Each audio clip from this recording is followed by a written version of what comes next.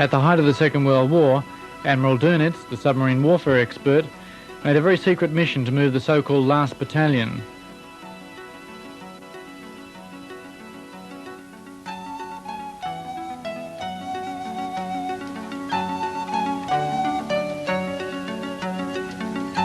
This is a list of nearly 100 U-boats which remain unaccounted for. From the serial numbers in the left-hand column, we can see that this is not a random list, but a complete series of U-boats which have disappeared.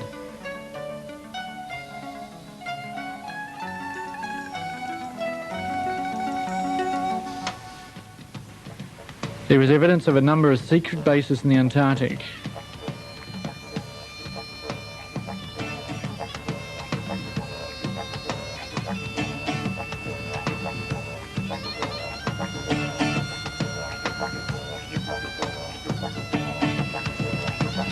This is a statue of Marduk. More of him later.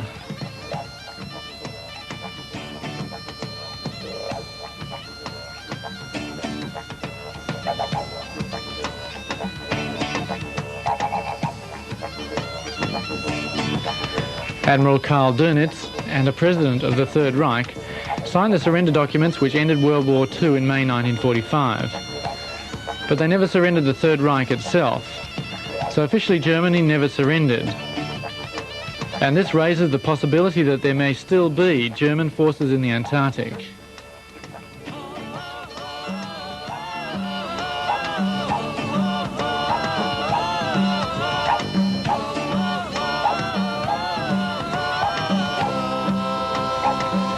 At the beginning of the war in 1939, Hitler said that if Germany was overrun, the fight would continue from outside.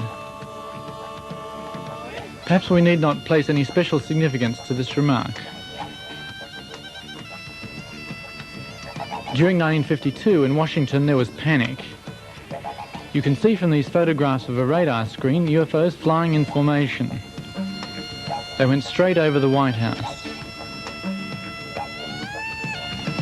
A number of radar surveillance centres had the same alarming images on their screens. This was July 1952.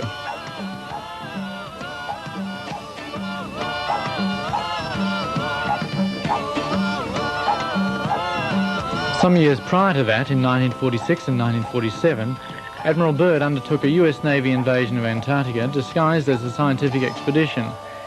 It had the code name High Jump. After preparations in the previous year, Operation High Jump started on the 30th of February 1947. And yet on the 4th of March, after the disappearance of several aircraft, the expedition was cancelled.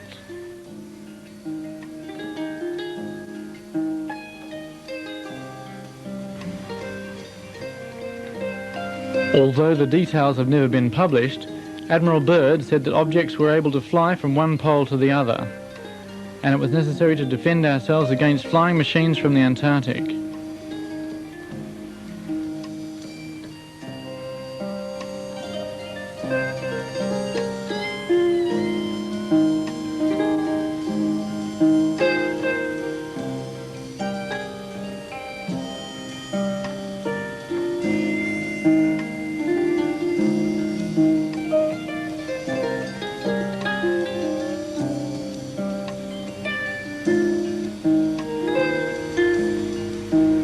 This is a sketch from the German magazine Spiegel indicating the flying patterns of UFOs.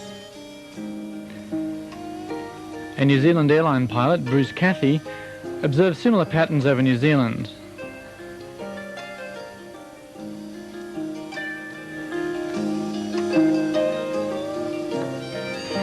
In 1958, the Americans sent a major expedition to the Antarctic, during which on the 27th of August, the 30th of August and the 9th of September, there is evidence that nuclear missiles were fired at Neusvardenland, the German territory. This could be linked to the holes in the ozone layer in the Antarctic today.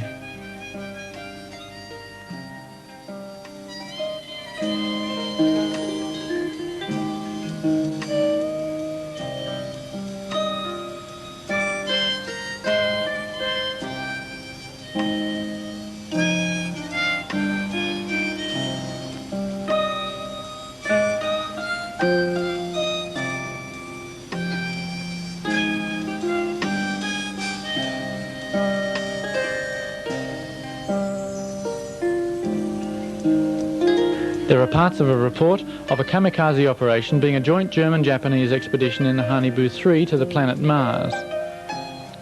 A WW2 with a diameter of 71 metres is claimed to have enough power to travel the 75 million kilometres the distance from Earth to Mars.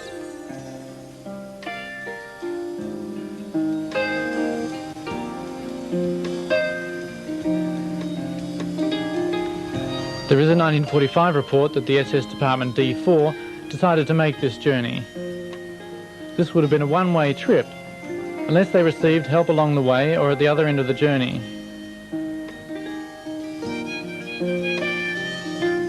On Earth from various vantage points orbiting around the planet, and with almost every astronaut coming back with stories of seeing flying saucers in space or being greeted by 100 spacecraft on what is supposed to be the first landing on Moon, that no believable explanation has been offered regarding the vast number of sightings by people of all ages and professions. There are 1 million in the USA alone, where military personnel are trained to debunk sightings, and NASA curiously publishes photographs showing UFOs, such as this one.